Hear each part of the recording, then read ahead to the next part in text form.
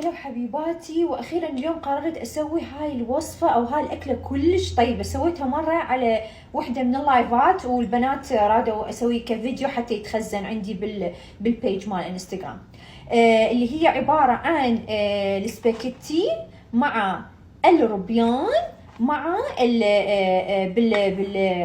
بالصلصه البيضه، او اذا تريدين تسميها بكريمه الطبخ، انت بكيفك، انت شو ما تريدين تسميها سميها. صراحه انا هاي الامور ما اتدخل بيها، اي شيء عائلي اي شيء مشاكل انا ما اتدخل. انت اي زين. فهسه شو راح نسوي؟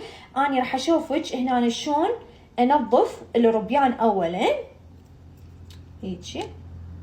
اوكي، كلش طريقه سهله مال تنظيف الروبيان لما تشوفين باعي. اوكي، فكله تنظفيه. طبعا ايش قد الكميه مالته؟ قلت انا كيسين صراحه، يعني هي اكياس هيك حجمها، 2 جبت. انت بكيفك بعد، يعني تحبين هواي باع يعني هذا الحجم، شوفي انت بكيفك بعد الكميه ايش قد. ويا هاي اللي هي كريمه الطبخ البيضه، واضافه الى الخل الابيض، خل ابيض، السباكيتي and بابريكا ضروري ضروري، وزبدة، زيت زيتون الطبخ، ملح، فلفل حار. وإذا عندك جبنة البارميزان أو هنا بملك يسموه بارميجان بعد أطيب، راح يصير بعد أطيب. هسه ورا ما خلصت تنظيف الروبيان مثل ما شوفتكم، راح ابدي اسلق السباكيتي بمي حار وشويه ملح وشويه زيت الزيتون مال الطبخ. هذا طبعا عندي هنا مكتوب عليه 455 غرام، فاني راح استخدم نصه. تشوفون هذا راح اقسمه بالنص، اسوي احنا 3 نفرات، انا وزوجي وابني.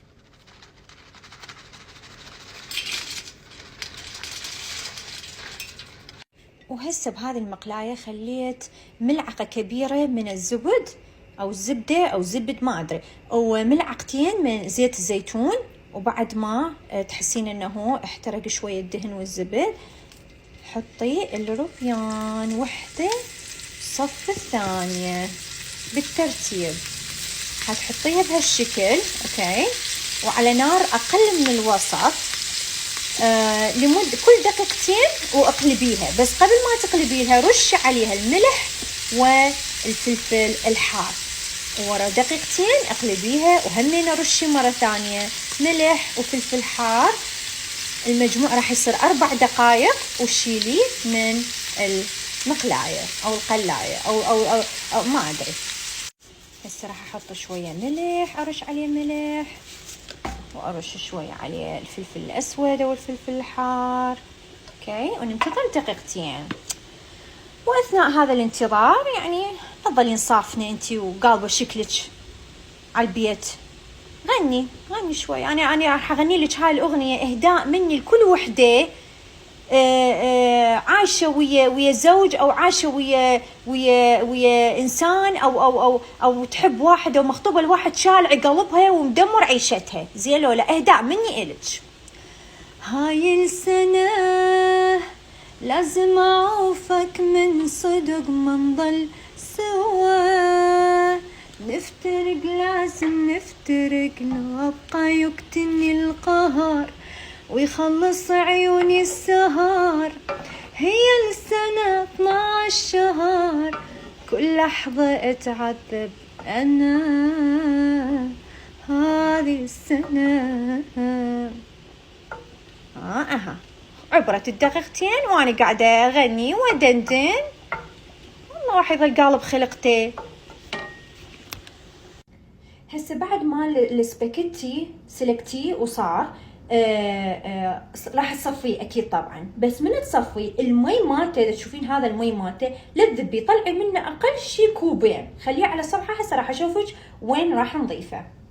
من بعد ما قلينا الروبيان مثل ما تشوفين، هسه هذا طلعته خليته على صفحه بكاسه.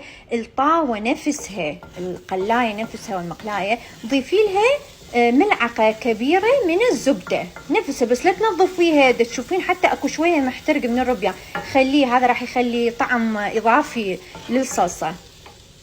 عندك هاي الفقرة اختياري، هاي ثوم ثوماية وحدة قطعتها صغار صغار، إذا تريدين ضيفيها، إذا تحبين ثوم ويا السباكيتي والروبيان ضيفيه وخليه على قد دقيقة واحدة مو أكثر. وهسه ضيفي هذا الخل الأبيض على قد خلينا نقول ملعقتين.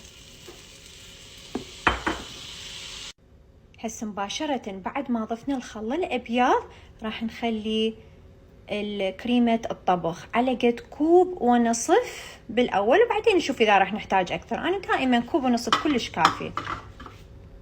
هسه نضيف البابريكا، أقل من نصف ملعقة أكل بابريكا، فلفل حار، ملح حسب الرغبة. وهسه ضيفي الروبيان.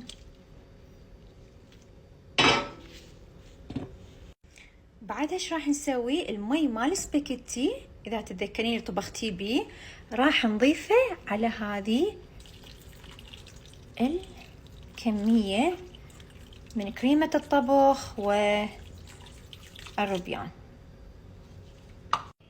هسه هذه الفقرة اختياري، أنا أحب أضيف معدنوس على قد ملعقة طعام. معدنوس بالعراقي بقدونس أو بقدونس بالعامية، يعني بالعربي العامية. وراح نقعد ننتظر شوية خلي يثخن هاي الصلصة، خلي تثخن شوية. وهسه بعد 10 دقائق على نار وسط خليت هاي الصلصة، راح أبدي أخلي السباكيتي فوقها just like that.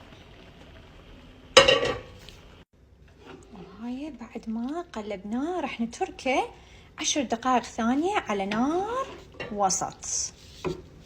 اكو بس فد شغلة على السريع احب اذكرها، حتى لو انتي جربتيها لاول مرة وما ضبطت وياك، اكيد ثاني مرة راح تضبط اكثر، لانه راح تعرفين انه بعد ما اول مرة سويتيها المرة الثانية شو تضيفين كريمة زيادة، تضيفين ملح زايد، ما تخلين اصلا الخل الابيض ما عجبش طعمه. فاول مرة احتمال ما راح تضبط 100%، لكن انا متاكده مره ثانيه انت بعد تضيفين الشغلات او تشيلين الشغلات اللي ما عجبتك بهذه الوصفه.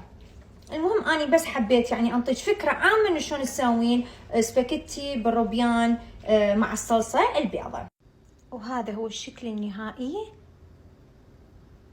للاكله اللي سويتها، وضفت عليها شويه بقدونس لي فوق ورشه من هذا الجبن اللي قلت لكم عليه بارميسان او بارميجان.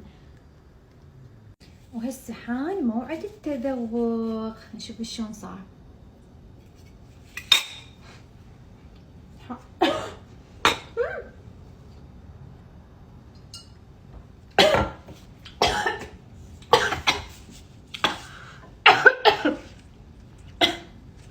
ايش طيب